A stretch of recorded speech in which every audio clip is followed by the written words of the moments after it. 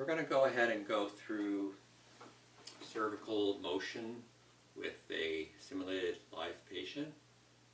The neat thing is about working with Stephen is he has had some limitation of cervical mobility, but he has been working diligently on his exercises, so he has been improving. So we're going to go through flexion, and so flexion is simply bringing your chin down towards your chest. What people will do is they'll bring the head forward or bring your cervical spine forward and do this just to get a little extra motion. You'll also notice I am now flexing my thoracic spine, which is not good. You want to keep your spine erect.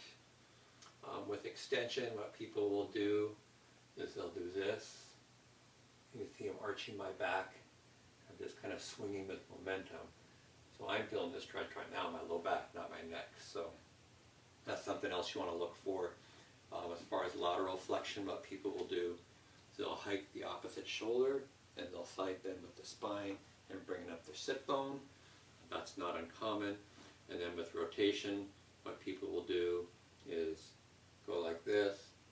Then they'll get that little extra bilateral bending of their thoracic spine and lumbar spine to get that little extra. And they'll also hike the contralateral shoulder and depress the ipsilateral shoulder. So we'll look out for that.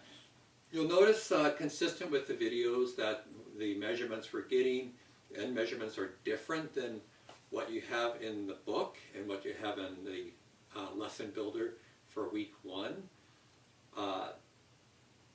So we're going to follow the videos, and because it's consistent and because it is accurate in terms of the way the physical therapist is taking the measurements. Now, what you see as far as the AAOS and as far as the established norms they're being tested differently. So we're going to go with the videos. It's important when you go out there in the field that you're consistent with your PT and how they're assessing cervical motion and how they're doing it, whether it's with a tape measure, an inclinometer, or a goniometer. So Stephen, we're going to go ahead and do some measurements, and we're going to be palpating touching a few areas, such as this part of your chin. We're going to be put a finger here, which is what we call the sternal notch. We're also going to be looking at palpating and lining up the tape measure with the mastoid process, which is that little part here on your skull. It can be a little uncomfortable, so I'm going to gently palpate that area. And then, so this is your mandible. That's the area we'll be palpating as well. Then the last area is your acromion process. And what that means is this is your tip of your collarbone. So this is your collarbone, travels along, forms this little tip. It's also the tip of your spine, of your scapula, that travels forward, right over here. Is that okay? Okay? If you have any discomfort, let me know. I may give you just a slight touch or cue to look up a little higher, but I'm never going to force your head. So that's really important at home, that you don't practice doing this on your patient, because there are sensitive arteries there, and I never want you to do that without having direct supervision of an instructor in real time in lab. You, first of all, don't want to be doing this, but there are times that you have to give someone a little extra nudge to get a similar result the PT did. In other words, the similar technique, not results, but technique, which will increase your ability to have good inter-tester reliability. So we're going to start out, Stephen, with bringing your chin down to your chest. We talked about earlier not doing this, right? So it's just bringing your chin down to your chest. I'm going to do a start position measurement first. So I'm going to touch here, as I said, on the tip of your chin. Up on the sternal notch. So the sternal notch is that little depression right in here. We're going right to where it gets bony. So we're not going right into the soft spot of the notch, but right where it gets a little bit bony. So we're starting at 12 centimeters. Can you bring your chin down as far as you can? You go a little farther. Okay, good. So he has the end result of now 6. Okay, let's measure it one more time. Okay, look straight ahead. We got 12, go down. A little farther.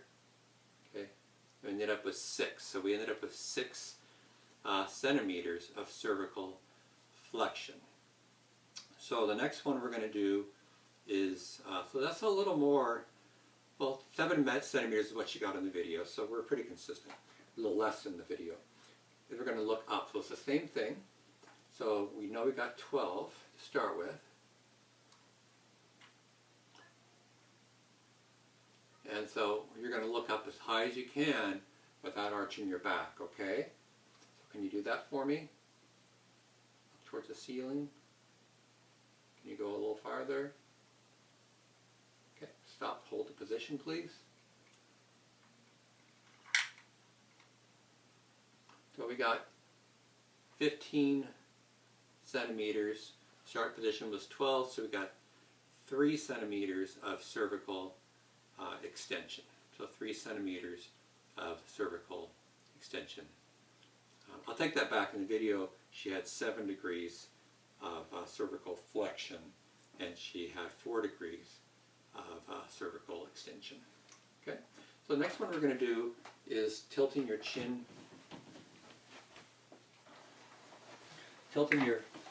not your chin, sorry, your ear down towards your shoulder. So your right ear down toward your shoulder. Without moving this part of your back, just going to be moving the neck. Can you demonstrate that for me? Okay. Oop, keep your chin straight. Go ahead. Okay, good. So this is, I'm going to be palpating that little sensitive area that I showed you on the skull area, or on the skull earlier. Is that okay? Okay. Up along the back, find a nice little tippy point. Again, being very gentle with your touch.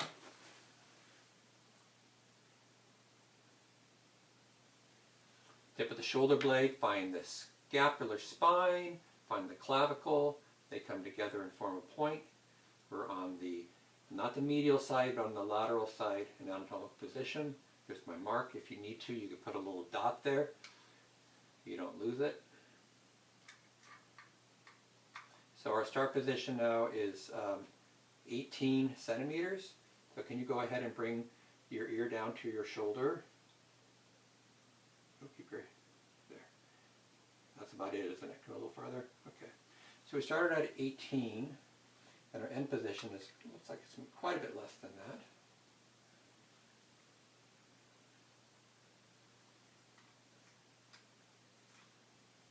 Which is good, because you want to have a bit. So our end position there is, seemed like a lot more, but it really wasn't. It was 2 centimeters difference, so 18 to 16. You want to measure both sides. The video looks like she got 4 centimeters of lateral flexion. So measure both sides. Next one is rotation. So rotation is looking at your blind spot. So our start position is going to be the mandible and the tip of the acromion again. Again, if you had a dot there, you would have your landmark already. So start position should be, well, I'll tell you what it should be. You need to measure it first. So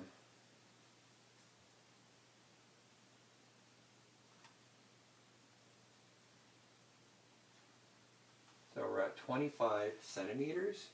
So now, without moving this part of your spine, right, just moving, checking your blind spot. Can you go ahead and check your blind spot by turning your head this way? Okay, good. So we started at 25, and our end position's going to be a bit different.